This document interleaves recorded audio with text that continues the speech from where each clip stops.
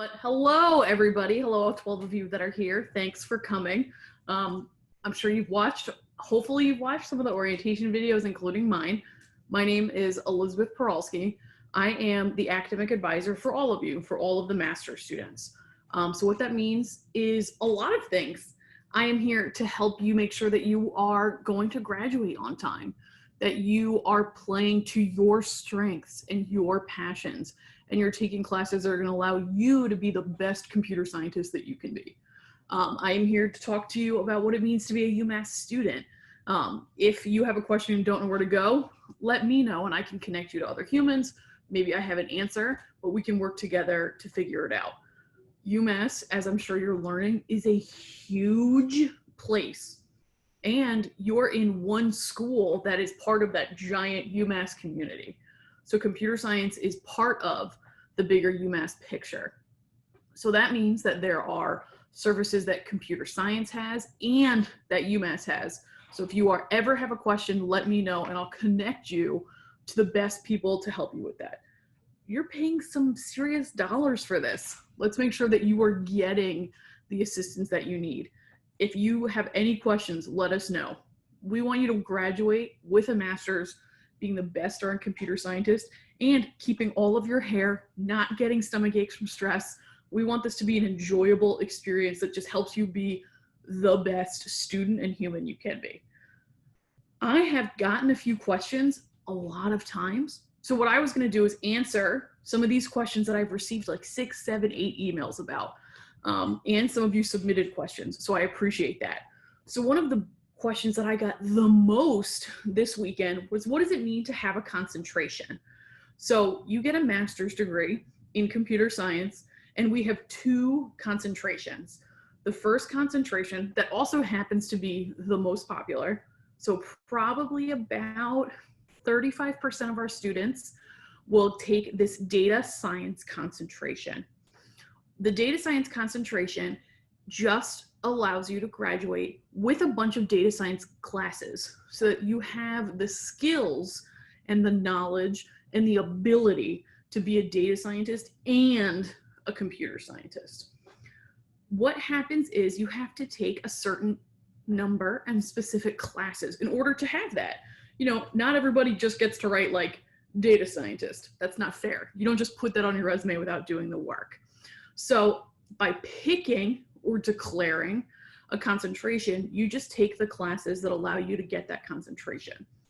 It doesn't really have much impact on your day-to-day life as a master's student. You'll just take a couple different classes. Then when you graduate, your transcript will say, when you get your transcript, at the very top it says your name, your master's in computer science, and then if you do a concentration, under it, it'll say concentration in data science or cybersecurity or nothing. Any of those options is great. UMass does have a great reputation for data science. Plus, we all know data science is super popular for getting hired. So that's also a great option. So many companies, nonprofits, governmental agencies are all looking for somebody to take data and do something useful with it. So a data science concentration is very popular. The one thing I have noticed is what turns people off or discourages them from doing the data science concentration is you have to take one statistics class. So you'll take a stats class through the stats department or this very math heavy computer science class. It's computer science 688. Some students despise statistics. I feel you. If that is not your thing, then don't do it. We get it. You can still take a ton of data science classes and not get the concentration. But if you're thinking about that concentration, do not forget that you have to take one of those statistics classes or computer science 688. This is all on the MS Advising homepage. If you scroll down, it'll have information on the concentrations and you can just click on that link and it tells you all the classes you need. So we talked about the first concentration, data science. The second concentration is cybersecurity. UMass also has a fabulous cybersecurity team. They work with companies, but they do a ton of work also with governmental agencies across the world. And so you can also do a cybersecurity concentration. Again, you'll just take a few very specific cybersecurity classes. Many of the cybersecurity classes you need to take will be in the systems section. So a lot of them are more systems based. This is also a great concentration. Again, it'll just show up on your transcript. So it'll say name on your transcript, your name, what you got your master's in, so computer science, and then under it, it'll say concentration in cybersecurity. It's really up to you if these things speak to you or not. If you're not sure, take one cybersecurity class or take one data science class. And if you love it, great, carry on. If you don't love it, totally fine, not a problem. And these concentrations, you don't have to apply for them. If you realize halfway through, oh my God, I've taken all the classes for this, then go ahead. And when you graduate, you'll write down, I took these classes, and then we ask you a question. Did you take classes to qualify for the concentrations? And you just check a box. That's it. So that's really up to you. The second question that I have gotten a lot is about going from the master's to the PhD here at Umass. As you all know, you got into the master's program and it's pretty darn competitive. So congratulations, first of all, you're a rock star. You did it and you got in, which is huge. So congratulations. But the PhD program is also super competitive. So one of the easiest ways to guarantee 100% make sure you're going to get into that UMass PhD is to start working with and connecting with and talking with UMass professors. There is an admissions committee, but when the admissions committee sees that you have a recommendation letter from a UMass professor saying, student X is awesome, I will be student X's chair and their advisor, and they will be a phenomenal PhD student. The admissions committee sees that and says, absolutely, student X is in, no questions. So if you want to make sure 100% that you will get in, that's the easiest way to do that. It is hard as a master's student to try and connect with professors. My suggestion is start talking to their PhD students. On our website is a whole list under that grad student section of all of the PhD students, and they've all got bios. So click on those bios, learn about the PhD students. If they're doing something you're interested in and you're interested in working with their advisor and chair, offer to be of assistance, offer to do informational Zoom interviews. This semester, Zoom interviews are going to be awesome. Nobody has to go meet you somewhere. They can take 17 minutes out of their day and do a Zoom call like this, and you can ask them all sorts of questions. You know, how did you get into this? How did you know that a PhD is what you wanted? And you can use those answers to help you figure out what you want. Also, we only have about 2 to 3 students on average every year. So some years there are less, some years there are more, of master's students who go on to get their PhD here at UMass. So that's not too many, but it is 100% doable. And the one thing that is very important, again, is those professors who say, absolutely, will I work with this student? And they're going to be great. But also publications. The UMass PhD is super competitive. So we have students applying from all over the world who've got lots of publications. So think about that too. One benefit that you've got as a master's student right now is that you're already here. You have access to these people because you're already in our program. So use that to your advantage. Also, the only people that we have applying to start their PhDs in January or at the start of the spring semester every year is y'all, is you guys, is master students. The only people who are admitted for that January start are our internal candidates, which is all of you, which means the pool goes from this big to this big. So that's also very helpful. So keep that in mind. One of the other questions I got was about graduating early. Do you have to take all 4 semesters to graduate? No, you don't.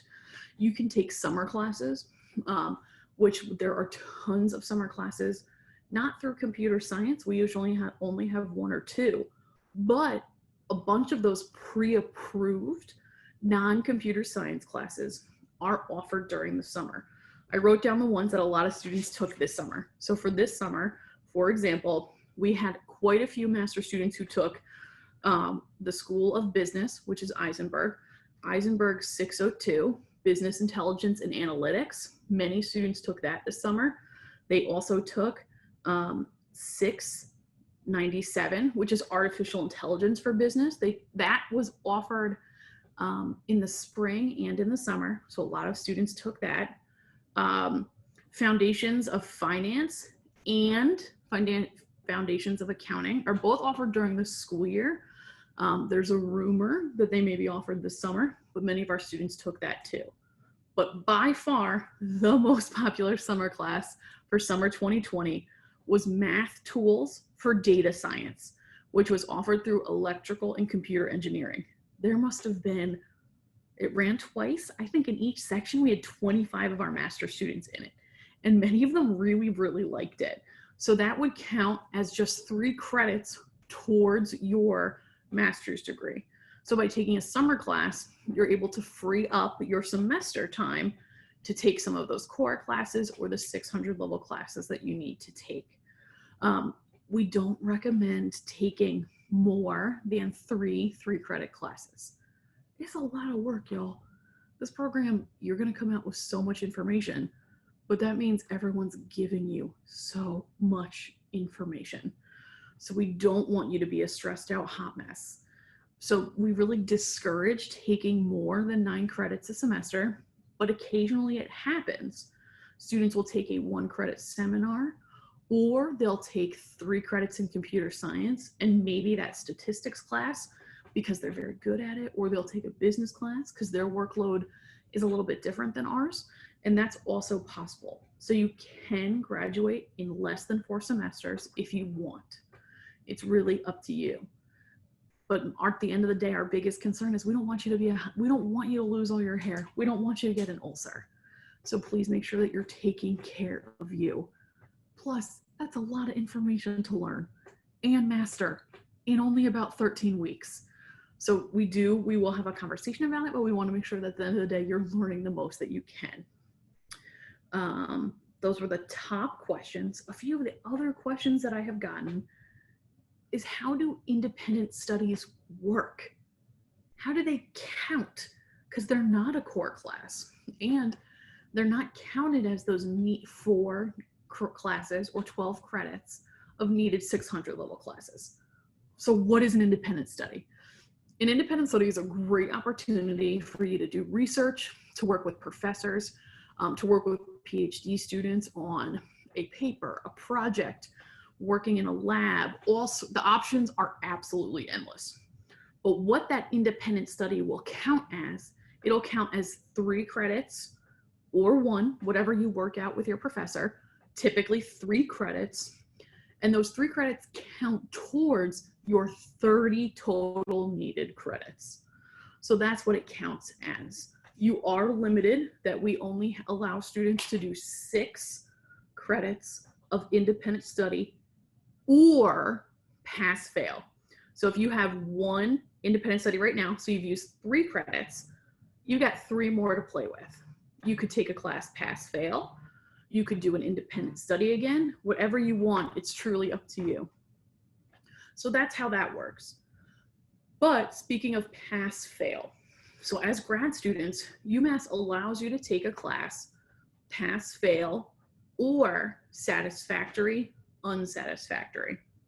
What that means is that you will take the class, you still get the credit, but instead of a letter grade, you will get a SAT, SAT for satisfactory, or a USAT or an F for a fail. If you fail, you don't get any credits. But if you get the SAT, you passed and you still get the credits for the class. So when I see this used the most is a class that a student is very excited about and they want to learn a ton about, but they know it's rough and they've worked so hard and it's just, they're not going to get the grade that they want. So they speak to their professor and they take the class using the pass, fail, or SAT unsatisfactory option. They still get credit for the class. It still comes up on their transcript. It just will be a SAT, which doesn't have an impact on your GPA. It won't bring it up. It won't bring it down. It's kind of like a null. It's just there. So that's a cool option. But again, you only get 6 credits for independent study or pass fail. So that's definitely available to you. The way that it'll work for grad students is you have to have a conversation with your professor. Each professor is able to set their own parameters and restrictions for pass fail. So some ask that if you're going to take a class pass fail, you have to have that conversation very early in the semester. Others, the deadline for pass fail is midterms. Other professors, the deadline is later. And the bar for what is a pass or a satisfactory might be a B. Somewhere else, it may be a B+. It may be a C. It's a conversation that you'll have. You can do it via email so that you really know what that means for each professor. And then when the grades come in, instead of putting in a letter grade, the professor will just check a box so that it says satisfactory. If you've got other questions about this, especially like, what does this mean for me personally? We can set up an appointment and we'll figure it out via email. One of the questions that one of y'all submitted right away, right before we started, thank you for using the question submission box, was how do I check on my progress? Undergraduates at Umass have this thing called an AAR, Academic Requirement Report. We don't have that for master's students because you have a lot of freedom. You've got to take 30 credits, but of those 30 credits, 12 of them have to be 600 level classes or higher, and then the core class. And if you take a 600 level core class, it double counts. It counts A as your core class, and it counts towards that 600 level too. So for example, you take robotics, that's a 600 level class. So you get one of those requirements checked off, and it's an artificial intelligence machine learning core class. So you've got a lot of freedom. So having an academic requirements report is just too much. It's too confusing. So what I suggest all of our students do is keep track of your own classes. Remember, you have to take 4 core classes, 1 theory, 1 systems, 1 AI machine learning, and then an extra from any of those other areas. So if you love theory, take another theory course. If you love systems, take another systems course, so on and so forth. Then you just have to take 12 credits, which translates to 4 classes of 600 level. And we go from there. That's the easiest way to kind of keep track, since there is not a checklist that's built into your Spire. Another question we got right before we started was about exams. As we know, this 2020-2021 school year is real weird. So exams are going to be kind of all over the place. Plus, the way that master's and graduate student exams are set up is different than undergrads. So you're not going to find that exam schedule right away. The best way to find your exam schedule is to check your course website. And if it's not there, check the syllabus and then email the professor. Especially with the way that everything has shifted and changed this year, you want to make sure that you've got that date right away. Don't travel before exams. That's too stressful, makes me anxious. God forbid you miss it. But do make sure that you've got that information. Again, it's not going to be published like for many undergrad institutions. It'll say, you know, if your class is every Tuesday at 9 a.m., your final is December 20th at 3 p.m. It doesn't work that way with master's classes because everybody's all over the place. Each college has their different times. Each college has their own rules. So check for your exam schedule on your course website, on your syllabus, and then reach out to the professor so that you've got it right away and that you can plan your life around that. I think those may be, oh, I had another question about the career fair. So we have a whole office in computer science dedicated to helping you with your careers.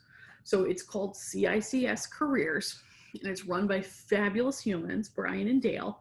And what they do is they work to help all of our computer science students figure out what they want to do, how to get there, and how to be the best applicants. One thing that we're doing this year, because of COVID-19, is we're doing a virtual career fair on the 22nd of September and the 23rd. So in less than a month. So again, on the 22nd and the 23rd, we're going to do an all virtual career fair. Brian and Dale found this fabulous program and system that's going to help us still connect with employers and still set up meeting times and all of that stuff. So regardless of where you are, you can still get that FaceTime with future employers. All of this information is going to be on the careers website and it'll be emailed to you. But it is crazy to think about that it's almost it's less than a month away since today's the 25th. So start thinking, is your resume where it needs to be? Is it up to the standards that many of the companies are looking for here in the US? And the careers website has a fabulous resume checklist. And like everybody else, they're doing Zoom appointments. And they have a fabulous team of trained students and the staff to make sure that your resume is where it needs to be.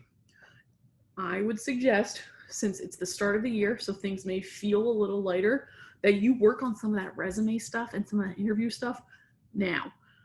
Trying to do it is right before the fair. That's when everybody else is getting appointments. So getting an appointment may be difficult.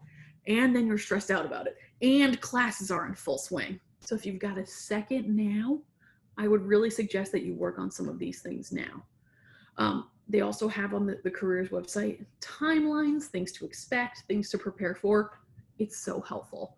I would definitely bookmark that right away so that you are as prepared as possible for the 22nd and the 23rd. With the way the universe has gone, we don't know if timelines for hiring will be different or if they'll stay the same. We don't know. But what we do know is that y'all can take the steps now to be the best darn applicants you can be. And you will be, because you got into this master's program, you're busting your hiney, you're here now, you're taking all of the time to be prepared by going through orientation, watching these videos. I think you're gonna be darn fabulous. And make sure you use careers to help you be a standout, fabulous applicant so that they wanna snap you up real quick. Those are the questions that I have received ahead of time, or the questions that I've gotten in emails over and over. If you've got other questions, feel free to put them in the chat, ask, and we can go from there. But I wanted to get those really big ones out of the way.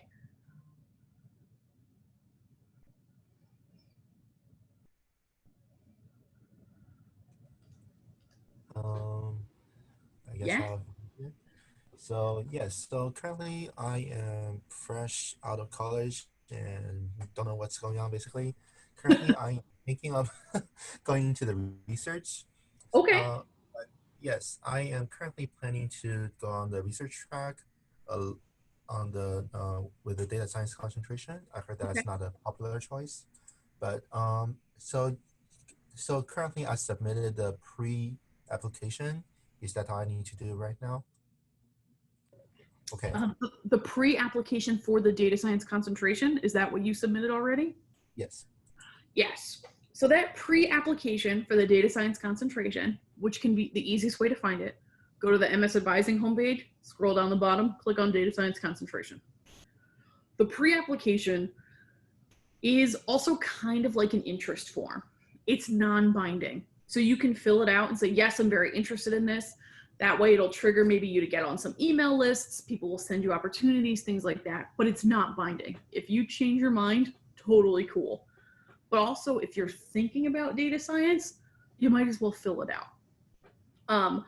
Data science and research is fabulous. That's definitely a great option for you. And if that's where your passions lie, do it. This is all about the great thing about getting your master's. It's about you. You can take whatever courses you want as long as you hit those requirements. But if research is your jam, then take a lot of those classes.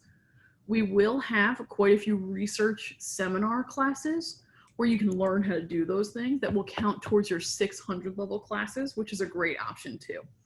So yeah, you're in fabulous shape right now. You filled out the pre-application. It sounds like you've done a great job educating yourself on what you want to do, but also looking into, this is what I want to do. What's that going to look like for me? So that sounds perfect. Great job. All right.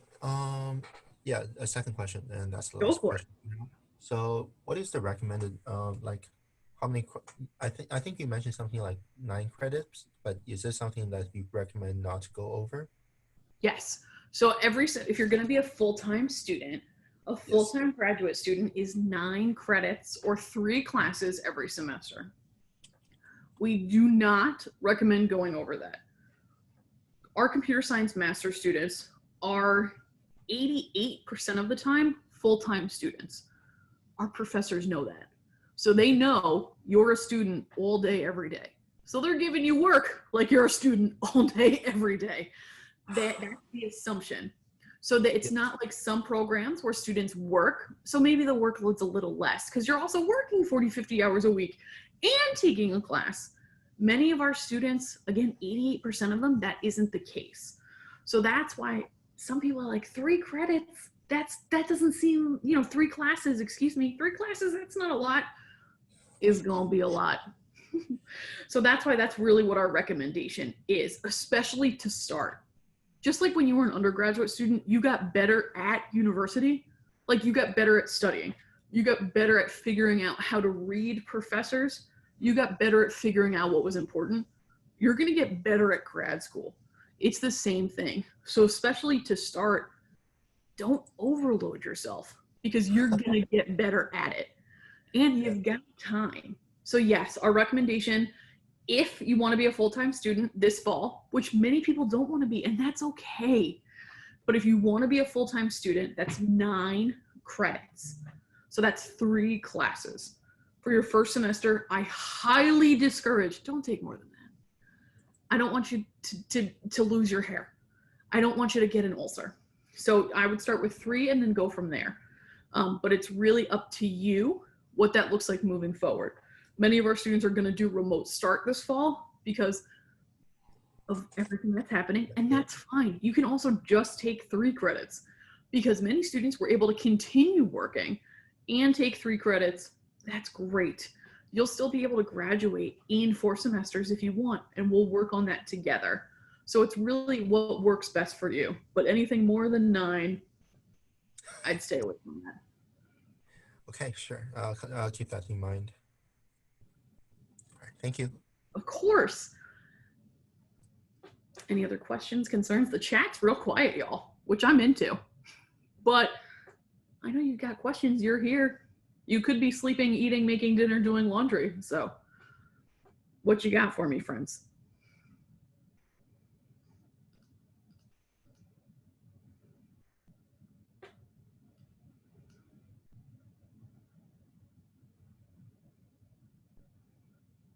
I will take this moment to plug one of the things that one of the offices that our grad students have used quite frequently is student legal services.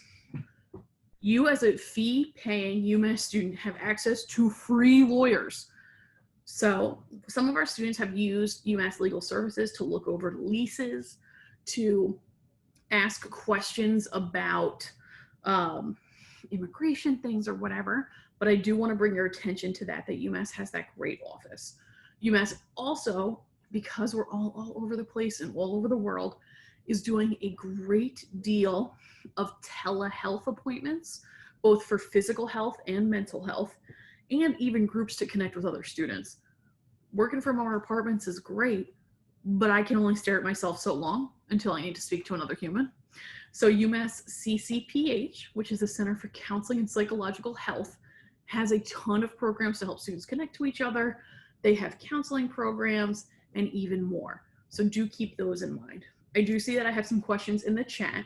The first one is the co-op approved by the UMass Senate? So I believe what you're asking about is that full-time, semester time, CPT internship option been approved by the UMass Senate. We're working on it. Any changes that we make to a master's program has to get voted on by the college's faculty and by UMass as a whole. So it takes a hot minute. It takes some time. We are working on developing a program and a new concentration. So we'll go from 2 to 3, where master students would be able to have a whole semester where they are working and interning and learning hands-on with an industry partner. Those conversations are had mostly by faculty, so above me, But as soon as we've got more information, we're going to give it to you. I do know that Professor Mark Corner, as well as Professor Andrew McCullum and Elliot Moss, are working their booties off to get this done, because we know that's what you want. Plus, what you learn in industry is very, very important, and it's going to make you much more attractive further on. And it can help you figure out what classes you want to take. So we're in the process of working on it. It's looking good, but I don't have exactly when we'll know. Hopefully by the end of this school year, hopefully by the end of fall 2020, but I can't make any promises. Do we have any confirmation on summer 21 CPT for current remote students? So for our international students who have started their classes remotely, A, welcome. B, I'm sorry this has been so darn complicated. I'm very sorry. C, yes. International Programs has said that as of right now, August 25th, as long as you have taken 9 credits, you will be able to do a full-time internship during the summer of 2021. I say that as of, again, August 25th, because we saw this summer people put out regulations overnight and didn't give us any heads up. So we wake up the next day and have these new guidelines, and we have to figure out what they mean. But as of right now, August 25th, 2020, if you have taken 9 credits, even remotely, you will be able to qualify for an internship in the US. What we need to figure out is, if you have to be here, all of those logistics we're going to work out. But it seems like we are going in the right direction where everything should be all right. This is considering that you all are able to come here in the spring. I can't know what companies will want and how they will feel. But right now, what I would say to all of our remote start students, make sure that you have 9 credits that you have taken by the end of spring 2021, which means that right now you can take 3. Right now, fall 2020, take 3 credits, or take 6, and then in spring 21, take either 3 or 6, so that you've got 9 under your belt, so that you can make sure that you're ready for CPT for summer 2021. Again, as of right now, that is what we believe, but I can't predict if we will get new guidance from the federal government. Let's see. Can current remote international students start applying for summer 21 internships? Yes, that's why we're going to have that career fair. Again, put it on your calendar, September 22nd and 23rd. We're going to have that remote career fair so that you can get face time and meet with companies. This is also a great opportunity to meet with those careers, teams, people. Meet with CICS careers. Make sure your resume is ready so that you have the best resume. We don't know what the timeline is going to be for hiring. It could be very standard, just like pre-COVID world, but it may not be COVID. It may be a lot slower. So I would make sure that you are as ready as possible. Let's see what else we got. Can students starting out in spring 21 and plan to complete the requirements start applying for summer 21 internships? So I believe that means if I take 9 credits in spring 21, and that's when you've started, would you be able to apply for summer 21 internships right now? Again, right now, as of August 25th, I believe that yes, that would be correct. That could change. Let's see, what else do we got? Will this mean that we'll still be eligible if we have both fall remote and spring remote from our home countries? Again, I believe so, but we could get new guidance tomorrow, and that's what really sucks, especially after this summer when we all got very interesting new guidance overnight. But as of right now, if nothing changes, that wouldn't be a problem that you've taken classes remotely, because you'd still have 9 UMass Amherst credits that you've completed. Can students deferring to spring 21 participate in the career fair? That's a great question. And what I'm going to do, I don't know for sure. I believe so, But what I'm going to do is I'm going to find out from CICS Careers, and I will email all 20 of you here and let you know what the answer is. So if you have deferred, meaning you're not going to take fall 20 classes, but you will take classes in spring 21, can you participate in the career fair? I will find out and I will email you. Give me until 5 p.m. Eastern Standard Time, but I'll find out. I think so, but I'll find out for sure. And I'm going to write it down so I don't forget, okay? So, but I will find out. What is great is if you have deferred and you will be taking classes in spring 21, you can still make sure that your resume is ready. You can still use all of the careers resources, including interview prep and more. So I will find out. The other thing I really wanted to plug is this Friday, so a few days from now, we do this huge this huge fair called the First Friday Fair for all of the offices here in the College of Information and Computer Sciences. So what it is everybody gets a table. If we were in person, you'd walk around, you would get to meet with people, but we're doing it virtually. So you'll still walk around, you'll get a little avatar and use this gather.town website, and you can still go to all these tables, and when you get close enough to a human, their video will pop up and you'll be able to talk to them and ask them questions. So I would suggest that you mark this Friday from 12, I will double check and I'll email to you, but this Friday afternoon, Eastern Standard Time, to meet with, I'll be there. A lot of our student groups will be there. So we have graduate student groups, undergraduate student groups who are looking for grad mentors, and the graduates can still be involved with. There'll be a way to buy very cool computer science swag. My t-shirt's in the laundry, but it's the Great Binary Tree logo. We'll have some of those things for sale. Again, I'll be there, really the most important part. But there will be tons of opportunities to learn all about what CICS has for you. And it's this great website so that you can still walk around, check out bulletin boards, see what's happening, meet other humans, because you'll even be able to connect your avatars with other avatars and meet other people and students. So I suggest you be there Friday. It'll be great. I see we got another question in the chat. What is the usual pre-COVID hiring timeline? Great question. I know where that answer is, all on the careers website. But usually what happens is pre-COVID, you would go to a career fair. You would make those contacts, you would exchange detail, you'd follow up with the recruiters that you met. So that's usually in early, mid-September. Then you would follow up with them by mid-October. Then maybe it would be a first round of interviews, October, November, and then we'd go from there. Sometimes people were offered jobs before the holidays. So maybe people had a job offer by December. And you do, if you're an international student, have to go through that CPT process so that we can make sure that the job truly is connected to computer science, so that you are able to do that before you accept it. But we'll go through that when it gets closer. But usually, sometimes people would have jobs by December, but not always. A lot of times you don't, and that's fine. So what may happen this year is the timeline goes from this long to this long. We don't know, and so we're not sure.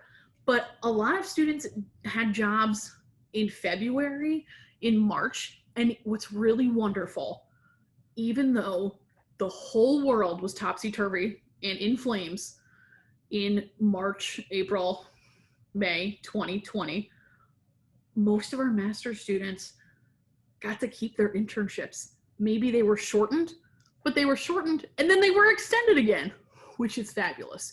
One or two master students, one student the opportunity did fall through, but we were able to get them a different opportunity for the summer. So even though everything was a disaster this spring, our students still had opportunities. Our students still had internships. Our students still had jobs, and that's really remarkable. And that speaks to how awesome you all are. That speaks to the fact that you are hard workers, you interview well, you do great work, and people still wanted to hire you. And that's awesome. And it was so exciting to see in July and August, students who were like, well, my internship was shortened to 6 weeks, but they're gonna re-up me. So then we got 3 more weeks or 4 more weeks. And that's great. That's very exciting. So I do believe you all will still be very popular and very well sought out after, even when everything is kind of stressful and a little crazy. We got any other questions, concerns? What do you got for me, y'all? Excuse me while I take a sip of my coffee.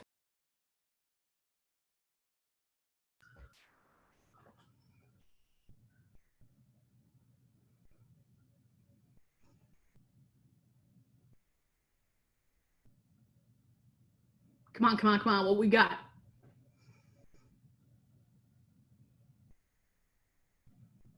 So if we were to distribute our course load, do we want to distribute it toward the front of the college? Do we want to so that we get like more time to work on research further down the road, or do we want to distribute it slightly toward the end of the our career, because that's when we get more used to things and things will go out better, come out better? So it's up to you. What if everybody was in person, if every master's student was physically here in the state of Massachusetts? What normally would happen is your fall semester, you would take 9 credits. Spring, you would take 9 credits. The next fall, you would take 9 credits. And then that last semester, you would only have to take 3, because international students are allowed 1 part-time semester. So usually students took that part-time semester as their last semester. They were wrapping things up, maybe they were doing research, maybe they were coordinating a move, but almost always they were still job searching. So if everything was normal, if this was 1 year ago, many of you would be in 9 credits, and then 9 again, and then 9, and then 3. But now everything's a little bit different. So you can do whatever is best for you. The best way to weave that research in is however you want. If you know right now that you are very interested in facial recognition technology and that, then I would start talking to the people who are doing that now, so that you can have a relationship with them and have an opportunity to work with them as early as spring 2021. Then you can continue to work with them those other semesters. If you're like many of our students, you're excited about a ton of things. You're like, well, yeah, I like this, and I like this, and I like this. Cool. Take a class in all 3 of those areas and figure out if one of them speaks to you. Also, if you know that research, you don't like it, that's fine. Don't do it. Just because everybody else may want to do it or talk about it, many of them won't follow through, and that's okay. If you love research, go after it. If you're not sold on it, take some time to figure out if that's what you want. If you know you hate it, don't do it. Make sure that this program that you're paying for helps you be the computer scientist, student, scholar, and human that you want it to be. So there's lots of different ways to weave it in there. Some students do research right away, some do it once, and that's it. It's really up to you. I have a question in the chat very related to this. How do I apply for a gradership, and do I email the professors directly? So a gradership is a little bit different than research. So I'm gonna backtrack and then I'm gonna get to that question. So for research, the easiest way to start getting involved in that is reaching out to professors. Do not send them the Dear Sir or Madam email. Don't do it. We're gonna delete it. You can look up my name. You can look up what I do. Don't do it, because then it looks like you don't know anything about me. And we get a lot of those emails. So I would suggest you start with the human's name. You know, hey, I see that you're, well, not hey, it's a professor. Dear Professor Parolski. I'm not a professor. But dear Professor Parolski, I see that you've done a lot of research on college students and how they best are able to utilize the resources of a college. That's something that I'm super interested in. And here's some classes I've taken related to that. I would love to be able to work with you more. Here are some ideas I've had for research. Something like that. Personalized, real, shows that you know who I am, and that will be helpful. Kind of connected to that is the gradership positions. Typically, our first-year master's students don't get gradership positions. How can y'all grade things you haven't even done yet? That's not gonna work. So what we have instead is next, at the end of the semester, so for spring 2021, an application via Google or Qualtrics, one of our systems, will go out where you can apply for these positions. Then you're hired through that. Professors are not a part of that process because we want to make it as equitable as possible, and they've got 1,000 other things going on. So we have a great team, part of our diversity and inclusion team, and our diversity in teaching and inclusion in teaching team helps with the Gradership hires. And that won't happen for most of you. The opportunity won't be available until the end of this semester.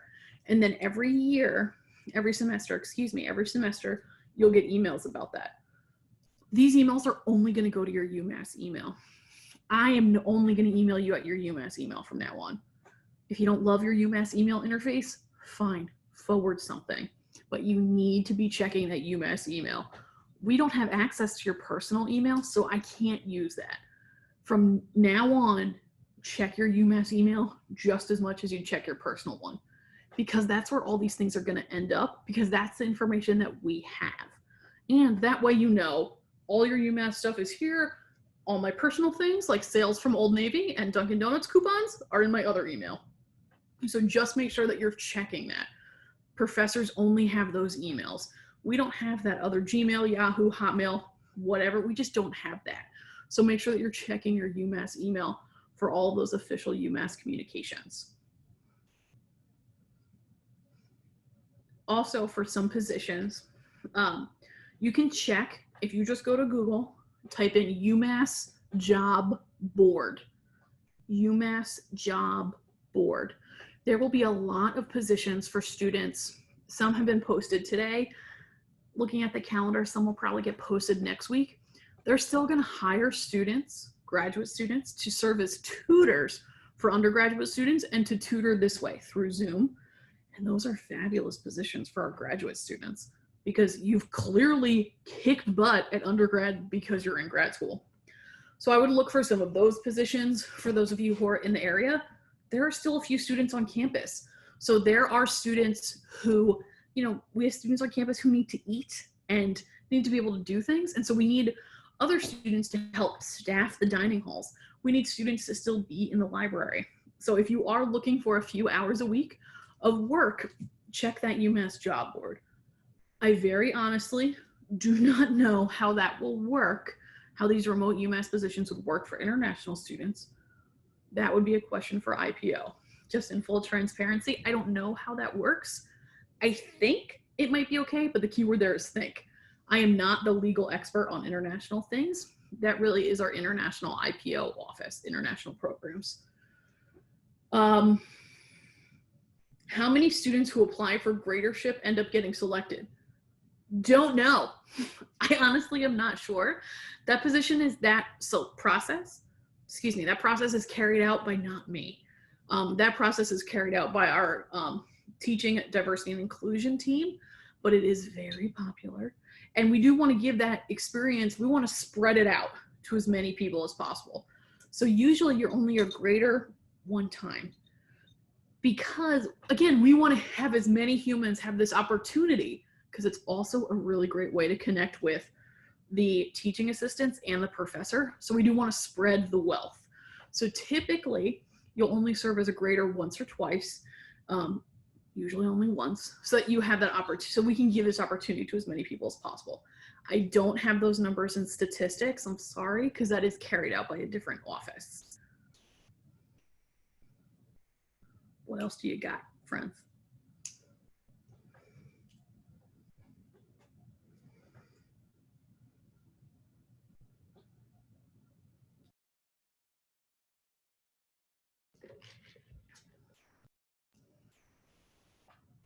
One thing you may notice is add drop. So what UMass does is you get 2 weeks for adding and dropping classes, which is amazing.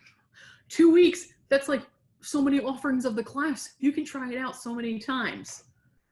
Sometimes it's not amazing because some of you may be in 4 classes knowing full well that you'll only end up in 3. So you're taking up space in a seat, or someone else is taking up space in a class that they won't stay with. So if there's a class you are really, really, really wanting to get into, my suggestion for the next 2 weeks is to set an alarm on your phone for like every hour and a half to check Spire to see if a seat has opened up in that class you're looking for, because things will open up. So many students are in 4 classes and will only end up in 3.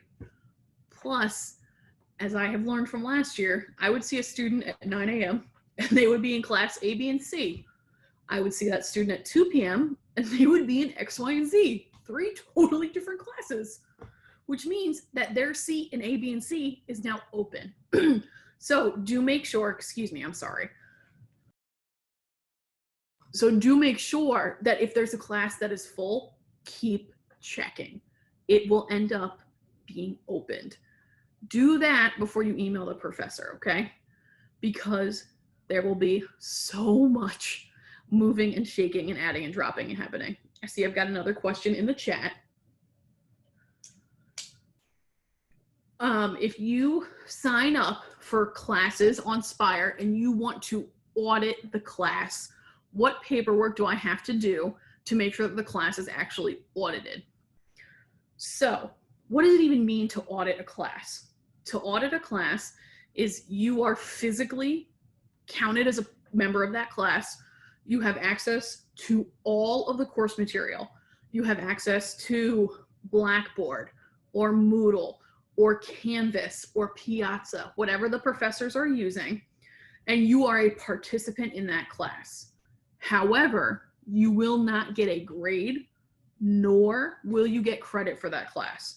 But it'll say on your transcript that you were in the class and that you were a part of it. So I, for example, I only audited one class when I was in graduate school.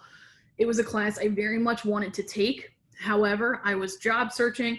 I had to move. I had a assistantship at a different college.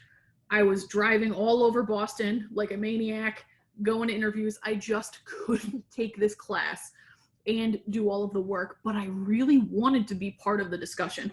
I really wanted to still read the articles. I just couldn't fully commit. The grade I would have received would not have been great. So I audited the class. So I was still able to get all of that knowledge. So what you will have to do if you want to audit a class, the easiest way to do this is you go to the graduate school website for Umass. You want to click on their forms, and then you want the add drop audit form. That's it. Fill it out. That's it. And then you check the little box that says you want to audit it. I believe the professor has to sign it. I can't remember off the top of my head. It's very easy to pull it up. And that's it. That's all you've got to do is you just have to fill out the paperwork too. That's how you audit a class. And many of our students will audit classes because they want to be part of that atmosphere. They want to be part of that learning, but maybe it's just a bridge too far, or you can only be so many places at once. So it's a great opportunity and a great option as well.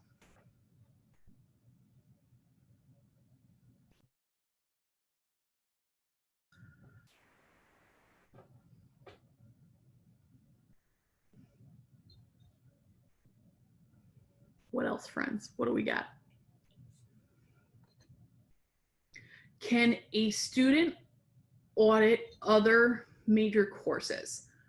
So do you want to audit a class from beyond, like a class that's outside of computer science? It would be the same thing.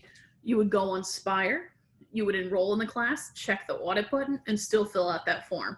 We've actually had students audit electrical and computer engineering classes a lot, and some of the business classes.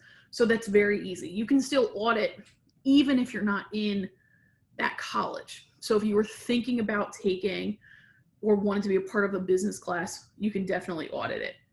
Auditing it, again, doesn't give you credit. So you can't audit a class for statistics and then count it towards part of your transcript. That's a part of your degree requirements. You can't sit in on statistics, not really do the work and not get the grade. It won't count for anything. So do keep that in mind. Could you take a music composition class and audit it? Absolutely. Why not? Sure. We do have a student who took for credit, it won't count towards their degree, but a student who took, they have a beautiful voice. And the student was part of the Umass choir as a graduate student last fall. It was a phenomenal opportunity for them. They met tons of other students. They were still part of they did performances. It was awesome. It didn't count towards their computer science degree, but it was just a fabulous opportunity for that student. They didn't audit it. They did take it and they did get a letter grade, but it's not part of their GPA or anything. And I think it was only 1 credit, but that's definitely an option. What can I do from here to get an internship in summer 21? From here, I'm assuming you mean not Amherst. Fine, you can be anywhere.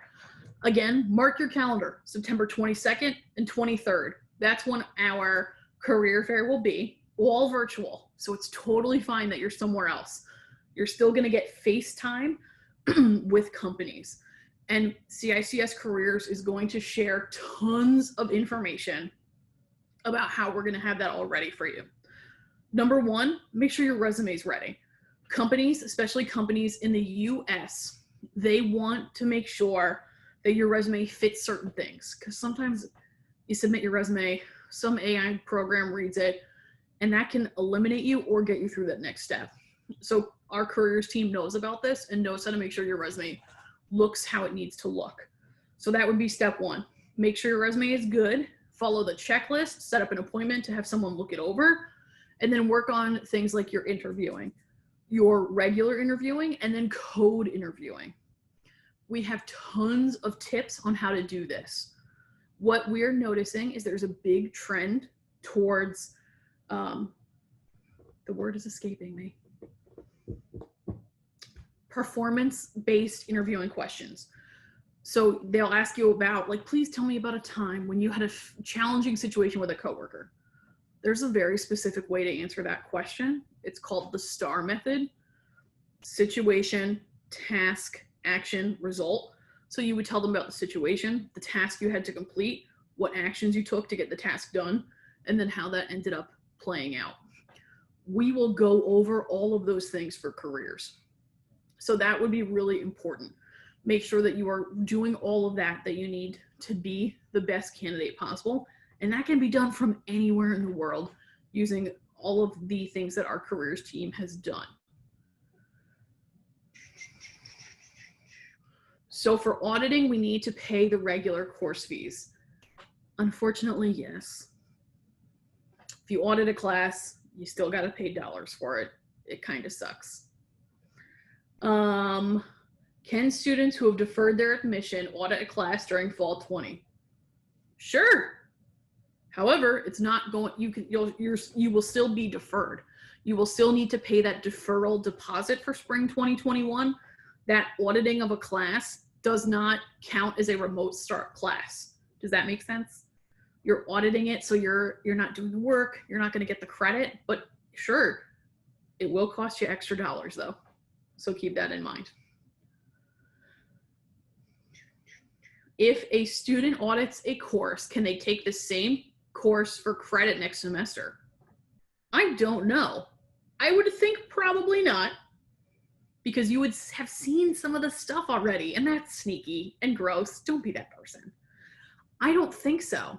Auditing is really an opportunity where you just maybe don't have the brain space or the time in your day, but you still want to get everything you can out of it. I'm pretty sure that many of our professors wouldn't be okay with you auditing a class and then taking it again for credit because you've seen all the things. That's not cool. So I don't think that would be an option, unfortunately. Sorry.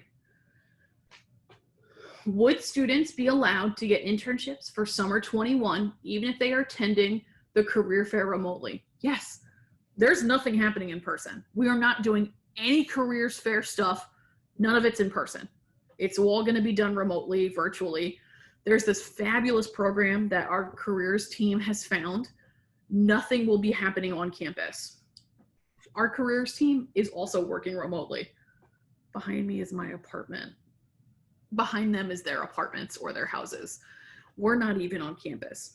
There will not be any career stuff on campus, so you're not missing out. And we did that, A, for safety, and B, to make it easy and equitable for everybody. If we choose classes in separate time slots, is there still any chance of the final exams colliding? Do you need to worry about that?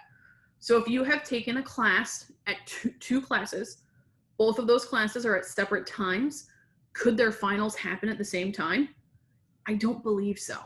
Many of your finals are not going to be timed in-person finals. That does still happen when you're getting your master's in computer science.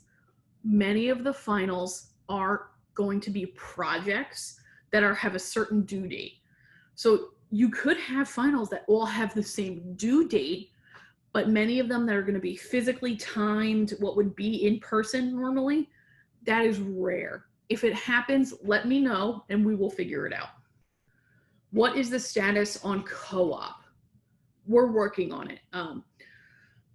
Anytime you make a change to a degree program, it has to get voted on by tons of faculty members.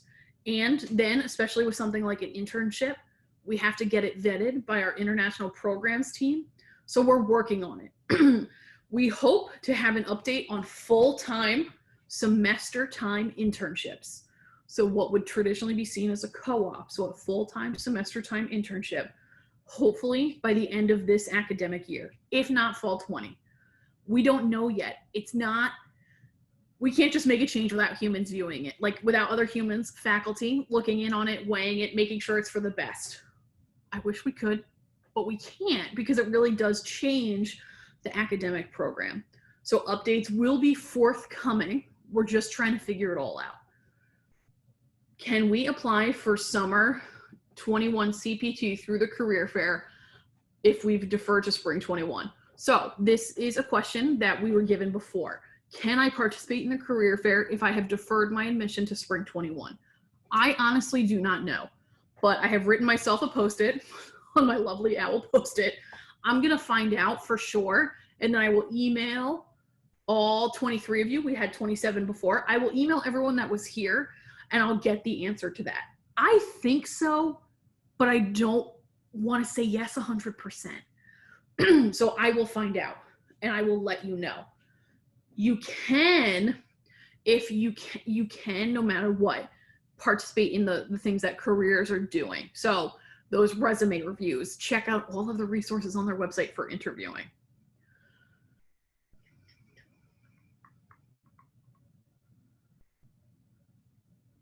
I have another question. Can I take a course from another major while maintaining full-time student status, 6 credits from CICS, and 3 credits from another major? Yes, you can be, as long as you are taking 9 credits at a master's or graduate student level, so 500 or above, you will be a full-time student. That could be 1 computer science class, 1 business class, and 1 statistics class. That can be 2 statistics classes and a business class, as long as they're all master's level. You just need 9 credits at 500 or above to be a full-time student. We do have that whole long list of classes that are pre-approved outside of computer science. So that's electrical computer engineering, statistics, biostatistics, business, engineering, math. There are even more. We've had students take classes that are not pre-approved too. We've had students take women and gender leadership theory in corporate America, which was a psych class or a philosophy class or sociology, and it was taken by a female identifying student because that has an impact on how she is seen and how she functions in the world as a computer scientist. And it was a 600 level class and it's been approved. If there are classes you want to take that aren't on that list, I'll let you know what that process is. We can work on it together. It's easy. You send an email to Professor Corner saying, hey, I want to take this class, why I want to take it, and then we'll go from there, okay? But usually, if it can relate back to you as a computer scientist, those classes are approved. What would be done for quarantine when we arrive in spring 21? I don't know. We don't even know what spring 21 classes are going to look like. Umass has a very great and very thorough COVID-19 website. Check that out. I don't know, because if you are coming from outside the state of Massachusetts, but still in the US, there are specific rules. Like, for example, if you are in Louisiana, you technically have to get either a negative COVID test or quarantine for 14 days, again, as of August 25th. So there are lots of rules and regulations that are beyond UMass. So internationally, these rules will also change, but we will find out once that gets closer, but I don't know right now. But UMass has a fabulous COVID page, and UMass actually has a UMass app. And on that app, there's a whole section about COVID and what to do and how to address it. And they'll be able to give you that answer. But I don't know as of this moment. But we will find out, and we will find out together, and we'll be able to give you all that information. So will our International Programs Office, as well as the UMass Graduate School. We will have that ready.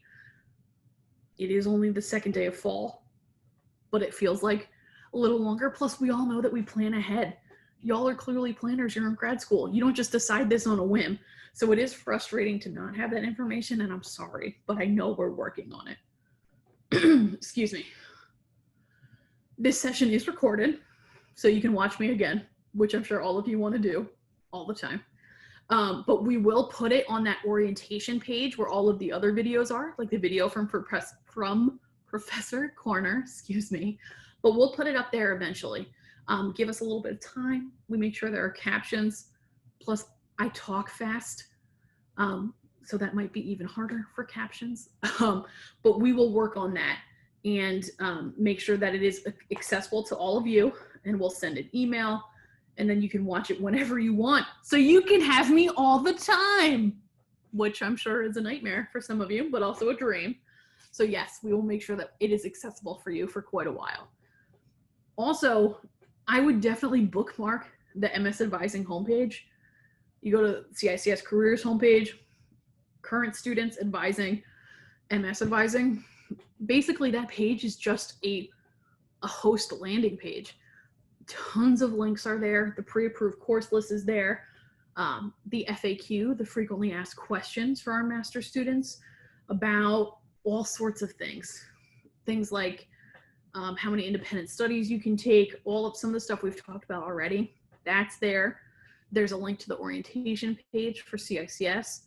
There's a link to the graduate school's orientation page, which has fabulous tips. If you do the UMass grad school orientation, they've got great videos, students to students, like giving you all advice on how to be grads. There's also a very cute and informative video about how to work from home that I have taken tips from, about setting up quadrants and trying to really focus, and because it's not easy, but that's a fabulous resource. So I would check that out as well. What else we got, friends? We got about 20 more minutes and I'm here for you. Would the co-op opportunity be set, excuse me, let me start all over again. Would the co-op be with a set of pre-approved or approved companies? I don't know. I have no idea. Maybe we may start it that way, especially because we'll have this be part of a concentration, which means like you would get your master's in computer science, and then you would be able to have a concentration in data science, and then this other industry, we're trying to come up with a name that's very attractive and makes sense, which is much more challenging than it sounds. But maybe, I don't know. So what happens with the co-op and any changes to our program, that is all faculty. Faculty has to work on all of that. And then once it's been decided, they will give me the information, because the faculty don't want, and I don't want to give you information that could change. There is so much information changing every day, just about everything, that let's make this a little bit simpler. And once it's all set in stone and figured out, we will all have updates. But a lot of this is happening with our faculty chair, the dean of our college, our MS program administrator. So it's really above me. But once it's figured out, I promise we'll let you know. Speaking of our dean, Dean Laura Haas recorded a really great welcome video for all of you. It's really good. You should definitely check it out. That's also going to be on the orientation page. She cares so deeply about master's students. She has great stories about her time as a graduate student. She's very honest. So I would definitely check that out if you have a moment, if you want more Zoom time. If we do not get a summer 21 internship Or if it is not approved, what are other opportunities for a student starting in spring 21? Rarely are summer internships not approved. If you are a domestic US citizen and a US student, there are not restrictions on your internships. Our international students, unfortunately, that's not the case. But really for CPT, which is curricular practical training, your internship has to be connected to your field of study. What's beautiful about computer science is huge. It has an impact on everything. So internships are everywhere. They are in research. They are in algorithms. They are in software engineering. They are in everything. So getting an internship that connects to your field of study is not the challenge. There are some other regulations that are very easily accommodated, but that isn't what happens when they're not approved. Maybe, unfortunately, something doesn't work out and you don't get an internship. There are other options. There are summer classes. There are students who also complete independent study, human-computer interaction, everything in the 21st century. Amen, my friend, correct. We can make many internships connect to computer science, and they do. What wouldn't connect is like financial management services. What does that mean? We would have to break that down and tell me how it relates to computer science. But if you don't get an internship, there are summer classes, there are summer research opportunities. There are students who do independent studies in the summer. There are students who work in their home nation during the summer. There are also, Umass has the Center for Data Science. This is part of the College of Computer and Information Sciences.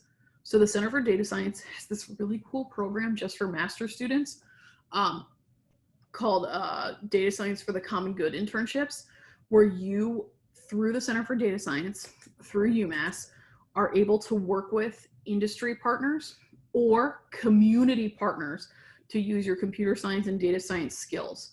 So your paycheck comes from UMass and you're still but you're working for Microsoft, the town of Amherst, the UMass chancellor, all sorts of different things. But that is a small program and a very competitive program, but that is something that many students have looked into and have applied to. Our fabulous Data Science for the Common Good Fellows will do a presentation in the coming 3 weeks, I think, where they will serve as panelists and tell you all about what they've done this summer. And it's a really great opportunity, plus because you're meeting with our professors, you're meeting with partners in industry, you're working very closely with a group of your peers. So that's also an opportunity through UMass as well. And that is all run through the Center for Data Science.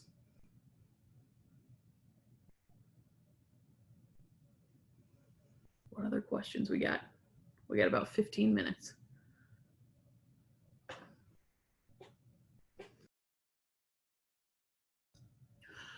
I know that many of you are starting remotely. What computer science is doing through the help of our fabulous computer science teams, through the computer science computing facility team. They're the people that are listed as CICS Zoom as the participants. They're making sure that I can't screw this up, so thank you. But they are going to be recording a lot of our research talks and events throughout the school year. One event that many of our master students happens weekly. It's the Machine Learning and Friends Lunch. And that is where researchers from all across the United States and beyond come give research talks at lunchtime to our faculty, staff, students, everybody. Those are going to still be happening this fall, just done a little differently. And that's a great opportunity, especially because they're going to be recorded. So you can watch it while you're making dinner, which is, my favorite time to listen to podcasts. But also I've started to watch lots of lectures then, because I can chop up my carrots and make dinner, have my laptop there, and it's great. So I think those opportunities aren't going anywhere. We're still going to have them for all of our remote start students and our students all across the US and all over the world. So make sure that you're looking out for those things and checking your UMass email for those opportunities, especially when they're recorded, so we can all watch them on our own time, which is so helpful.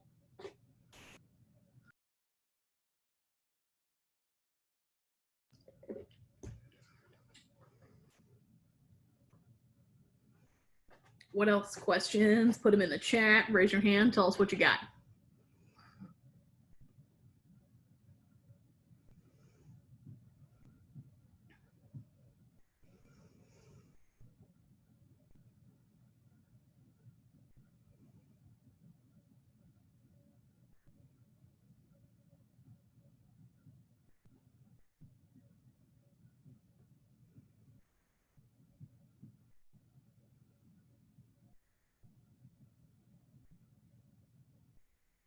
Will spring be on campus? I don't know. You and I are going to find out at the exact same time, my friends, if we are doing spring 21 on campus, on hybrid, online. I don't know. I have no idea. I found out what the plan was for fall the same time y'all did, except I was on vacation. So maybe y'all found out 2 hours before me because I wasn't checking my email. I have no clue what's going to happen for spring 21. I found out that that Umass was going remote in March at 4:45 on a Friday, the exact same time every single other student and human did. Umass is a big place. You know, computer science is one college, business is another college. Then we have public health and public policy, and then School of Natural Sciences. All of these groups make UMass. So all of these decisions come from the top of UMass, which is way bigger than us in computer science. I don't know what's going to happen for spring. We're preparing for all of the things all of the time. I don't know. I wish I could help, but we're not sure. And what's really kind of interesting is, you know, UMass made their decision for fall in July, early July, right? Or June 30th. UMass made their announcement like a month and a half before tons of other schools.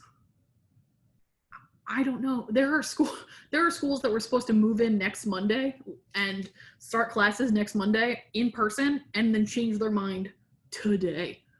I don't know what's going to happen, and I'm so sorry. But we're all going to find out together. We're going to figure it out. And it's going to be weird. Or it's going to be great. I don't know. But we're all in it together. I'm sorry. I wish I had insights, but I got nothing. And we probably won't know for a while. I know. When we're all planners, it's not helpful.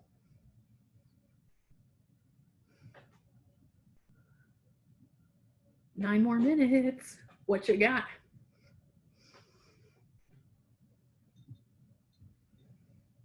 This is being recorded, and we're going to post it on the orientation page, and then you can watch it at any time. Check out all the other options and all the other videos we have for you. Oop, I got a question. Are there any social events planned by CICS for getting to know our fellow batchmates and classmates? Yes, we're working on it. One thing that is really awesome about computer science, we've got a lot of grad students, and there are grad student social chairs. So there are grad students who plan events for and with other grad students. You're going to start to get emails from those students about all of the things, about watch nights, about trivia, about just drop-in conversations based, you know, on themes, on all of those things. Our students plan those for our students. I have a few things I'm trying to work out. So there will be some events with me if you can't get enough of me, if this hour and a half has not been enough, but there will be events for sure. We want you to get to know each other, and we also want to get to know each other as like humans, not just computer scientists. That's one part of who you are. Like, let's talk about your favorite band. Let's talk about how I am obsessed with the TV show Scrubs and 30 Rock and Parks and Rec and The West Wing. Let's talk about those things. There will 100% be social events as we figure it out. The first 2 weeks of school are this add drop period where you can add and drop classes freely. A lot of people take a lot of classes during this time, and a lot of people have questions. So the first 2 weeks of the fall semester are craziness. They're just very chaotic. So once things calm down, we'll have a lot of this planned. then you'll know your schedule and our chairs will know theirs. So there will definitely be social events coming your way. I had something else to tell all of you about social events. Oh, the graduate school also plans lots of events. They will be planning social events. They do a lot of talks about how to be like the best student you can be. They do great. They did quite a few really good programs on how to work from home, how to work remotely, and they'll do a bunch of those in the fall, and I will email them to you. Make sure that you're checking your UMass email. There is an email listserv that you can sign up for, which I will email to all of the people who are here, all of you who are present. It's social@CS, and so it's an email where a lot of the social stuff goes through. So people connect about hikes and all sorts of things like that, or TV shows, current events, but I will send that to all of you. How to get the NYC subscription provided by UMass. I think you mean the New York Times subscription by UMass. That should be the New York Times subscription from UMass. The easiest way for you to do it right now without waiting for me, just go to Google and Google UMass student free New York Times subscription. It'll take you to a UMass library page, and it's like 3 steps. It's free for all faculty and staff, and it works on the New York Times app. So I have the New York Times app on my phone through UMass. It's very easy. Google UMass, so UMass student subscription New York Times. It'll take you to a UMass library page, and you just, yeah. Thank you, Alex. Alex just put in the chat, library.umass.edu, news, New York Times. It works for all of the New York Times stuff. I like TV comedies. I like things like that. So I have used the student faculty staff subscription to read all of the reviews of movies and stuff. I've signed up for the cooking newsletter. I get the coronavirus and higher education emails every day. It's a fabulous free service. If you are looking for news about the UMass area, about the Pioneer Valley, which is a part of Massachusetts where UMass is, my suggestion for a non-paywall option is masslive.com. That will have lots of options for Western Mass news for everybody. There is the local newspaper, is the Hampshire Gazette. That is, I think you get like 6 or 8 free articles a month. I live near UMass, so I subscribe to it, but that's also a really great option. That does limit your number of articles, but Mass Live has no paywall. It has lots of great news articles, especially about UMass and the surrounding area. Alex is on it. So we posted both gazettenet.com, that's the Hampshire Gazette newspaper link, and so that's a great place to look for some UMass specific news as well. I got 4 more minutes, y'all. Any burning questions? Do students need to pay for tech fairs happening? No, you don't have to pay for the career fair. Do students have to pay for tech fairs and career fairs happening in September? No, you've kind of already paid for it. When you pay your bill, your tuition dollars, computer science gets some of those tuition dollars, and we use that to pay for these events for you all. So no, it's free, $0. So make sure that you do take advantage of that. UMass has so many free things for you all. There's the UMass Legal Services Office. There are free lawyers for you. Amazing.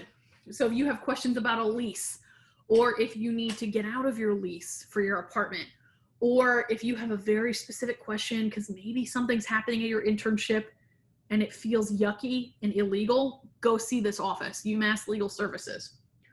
We have the access to the New York Times. We have telehealth. So UMass University Health Services, they're doing everything remotely. So if you are you don't feel good, set up a telehealth appointment. You're paying for those services. Make sure you're using them. There's the amount of things that the health field has pivoted during COVID-19 is amazing. I had a doctor's appointment this way the other day. It was wonderful. So you can still do these things. The Center for Counseling and Psychological Health has student groups so that we can still connect and see other humans, because it gets a little old being in your apartment all day or your house. They're doing, if you're feeling stressed out, they have this great program where you can learn how to meditate. I have a hard time sitting still, and their meditation program has been so fabulous. And it's a Zoom session, and they show you how to deep breathe and all these things. It's lovely. I have another question in the chat. Do startups or medium-sized companies come for the Umass career fairs? Yes. We've got big companies. We have government contractors. We have government agencies. We have startups. We have medium-sized companies. I can find it and email it to everyone, but I believe it's on the careers page. We have the list of everyone who came last year, all of the companies. It was amazing. We had Wayfair.com, Amazon, Google, Facebook, the Air Force, Northrop Grumman, Raytheon, Pets.com, TripAdvisor, MathWorks. Oh my gosh, I can't remember. Mass Mutual, Geico. There's a whole bunch. It was over a year ago. I don't remember. But on the careers website, there will be the whole list. UMass Careers uses this system called Handshake, like Handshake. And on the Handshake page, there, which is part of the careers page, is a list of all of the people who went last year, all the companies. That's also where you're going to register for a lot of meetings or events.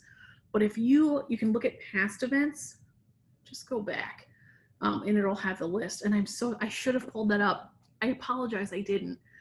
But yes, there are lots of people who attend. And if the career fair is a great option, but then there are some people you just, especially a smaller company, they can't always spare a human to be there. So sometimes we will have other companies come and do AMAs, Ask Me Anything, or they will do small like coffee and tea question and answer sessions or other sessions. So even if, for some places their budget runs October 1st to September 30th, so the career fair is like the worst time for them. It just doesn't work. So they will come and do other events with our careers team as well, because sometimes you just can't spare a body to be there. So there are lots of other opportunities that you'll be made aware of. You all should be getting the careers emails every week. During the summer, I think they come out on Sundays. During the school year, I think they come out on Tuesdays. But read them, because that's where a lot of these events are. It is 11:30, and I do want to be of Eastern Standard Time. I do want to be respectful of everyone's time. Any questions that you have, you can always email me. This is being recorded. It's going to go up on the orientation page from CICS. Plus, on the MS Advising homepage, there is a frequently asked questions link, and that's where some of these things may live. So always check there. You can send me an email. I am pumped that so many of you showed up today. Thank you. For some of you, I know it might be the end of your day or it's dinner time. Thank you. For some of us, it's just coffee time or tea time to start our days. Thank you for being here. I am so excited that you have come to UMass. Congratulations. It's a big deal that you got in and that you're in this master's program. Congratulations. Go learn all the things, do all the things, take care of yourself. That means sleep. That means eat. Occasionally some laundry. I know it's annoying. I'm so excited to get to know all of you and work with you over the next couple semesters. Welcome to UMass. Welcome to computer science. Congratulations on getting in. You will be sick of my face and my emails. I am never sick of all of you. Welcome. Happy start of the fall semester. I will see all of you soon, and I'm here to help. Welcome. Have a great day, y'all.